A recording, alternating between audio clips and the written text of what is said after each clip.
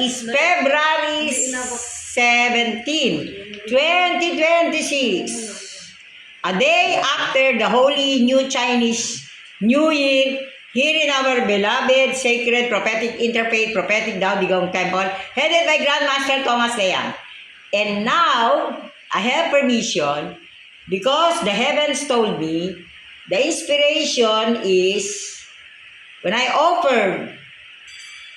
was offered in the temple with Master Li Jen and Ida Gao for Thanksgiving, because yesterday was the wonderful ceremony led by Grandmaster Thomas Leang.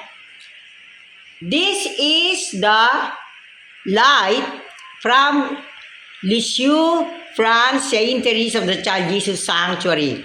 And you can see there, Saint Therese, pray for nous or pray for us.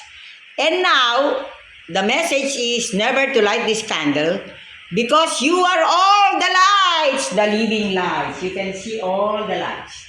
And now, why is it important today? We are gathered from Cebu, delegation headed by Papa June, our beloved Papa June, with a miracle from St. Joseph, Interfaith St. Joseph, and the Mount Banahaw, mothers and sisters. So anyway, this is the